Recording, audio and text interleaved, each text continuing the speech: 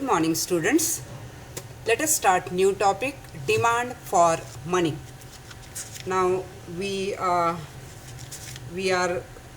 on the second topic of module 4, demand for money. So now we started the second topic, module 4, velocity of circulation of money. We completed in the last point. So this is module 4, lesson 2, demand for money. In this lesson, what we have to see is liquidity preference, Keynes approach. Then we have to discuss these motives and liquidity trap. So already which we have discussed in the interest theory, there is a similarity between this and that. So you can take the reference from that also. That is also the correct one. So first of all, understand liquidity preference, Keynes approach. Keynes explained the theory of demand for money by raising two fundamental questions. Why is money demanded? Second, what are the determinants for demand for money? So Keynes listed three motives for holding the money. They are transaction motive, precautionary motive, and speculative motive. So number one is transaction motive. Transaction motive is divided into two parts, income motive and business motive. Income motive refers to households and business. Income motive refers to households and business motive refers to business people. For both the groups, there is a time lag between receipts of income and expenditure, for which they require to hold cash for transaction. So higher the level of income, larger is the amount held under this motive. So demand for transactions motive depends on the level of income. The amount of money held for transaction motive depends on the level of income. Rich people with higher income hold larger amount of money than the poor people. Second, time interval. Longer the income time interval, more is the cash balance, and vice versa. Third, the price level. During inflation period, transaction demand for money rises due to rising price level. Next, volume of employment. Higher the volume of employment, higher is the output and higher is the demand for money. This is about transaction motive. Second, precautionary motive. It refers to need to meet all unforeseen events in life such as sickness, accidents, etc. Business people hold cash under this motive to meet any unforeseen expenditure or to take advantage of favorable market conditions to their purchases. Demand for precautionary motive also depends on the level of income. The amount of money kept for this motive varies directly with income. Rich people will have larger amount for this purpose as against poor people. The transactions and precautionary demand for money is a function of level of income, which is shown in the diagram. In this diagram, along with x-axis, we measure transactions and precautionary demand for money.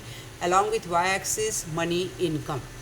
Transaction and precautionary demand for money is based on the role of money as a medium of exchange. Keynes clubbed them together. Both the motives, he clubbed them together. The combined demand for transaction and precautionary motive is expressed as L1. Here L1. L1 means precautionary motive and transaction motive. L1 is a function of Y.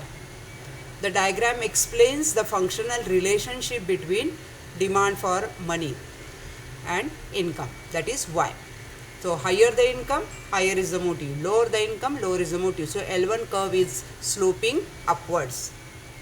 Next, the speculative motive.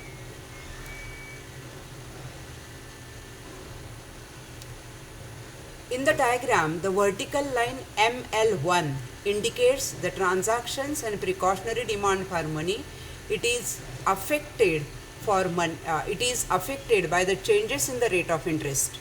Demand for money held under transaction and precautionary motive is known as demand for active cash balances. This is L1.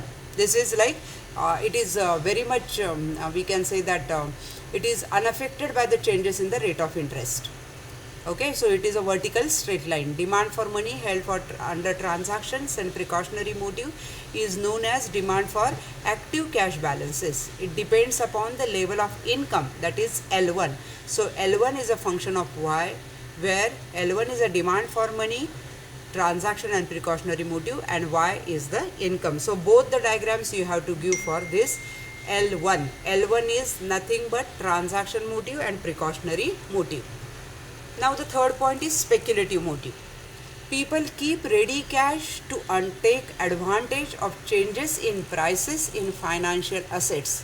Financial markets are always uncertain.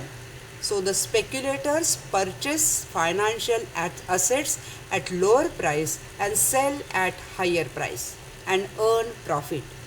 There is an inverse relationship between demand for money for speculative motive and rate of interest. At the higher interest rate, less money is kept, since at that time prices of financial assets being low, speculators would purchase them. Demand for money for speculative motive is interest elastic. Rate of interest and liquidity preference for speculative motive are inversely related. At a higher rate of interest, less money is kept in cash, and low rate of interest, more money is kept in cash. According to Keynes, at very low rate of interest, people prefer to keep all the money in cash. At this point, demand for money for speculative motive becomes, we can say that, elastic. Okay. So now we will see the explanation of the diagram. In the explanation of the diagram, we can see that the diagram explains the demand for money for speculative motive, that is LP, liquidity preference. It is measured on the x-axis, demand for money for speculative motive along with the x-axis, and rate of interest on y-axis. The interest rate R, at this rate R, only a OM quantity of money is demanded. Only OM quantity of money is demanded. As the interest falls down to R1 and R2, the OM1 and OM2 quantity is demanded. At point T, demand for liquidity preference becomes perfectly elastic, which is called liquidity trap. This is T point. We have to discuss liquidity trap in the next diagram. The demand for money held under speculative motive is referred as the demand for idle cash balances. This speculative motive is called as idle cash balances, but transactions and precautionary motive are the active cash balances. So demand for speculative motive L2 depends upon the rate of interest. So L2 is a function of R. L2 is equal to demand for speculative motive. R is the rate of interest. L2 and R are inversely related. Now this is the last point, liquidity trap. The inverse relationship between the rate of interest and speculative demand for money transforms into different forms of relationship at very low rate of interest. Keynes suggested that at very low rate of interest, the speculative demand for money becomes perfectly elastic. Keynes considered 2% rate of interest as the lowest rate below which the market rate of interest would not decline. At such a low rate of interest, people prefer cash and no security. At this point, when people expectation about the future fall in the security prices is very high, everyone prefers to hold cash to gain from the future market situation. The speculative demand for money, its inverse relationship with rate of interest and liquidity trap are shown in the diagram. In the diagram, L2 curve is sloping downwards, and at point T it indicates the inverse relationship between speculative demand for money and market rate of interest. at point TL2, here TL2, curve becomes a horizontal. Horizontal part of L2 curve shows the liquidity trap, which explains perfectly elastic demand for money for speculative motive. People prefer to hold cash instead of bonds due to fear of decline in their prices. Now till this you have to explain. Now we have to see how we have to explain the total demand for money. So the total demand for money is expressed as MD is equal to L1, that is a function of Y, L2 is a function of R, where MD is demand for money, L1 is a function of Y, so L1 is demand for transactions and precautionary motive, which is depending upon the level of income.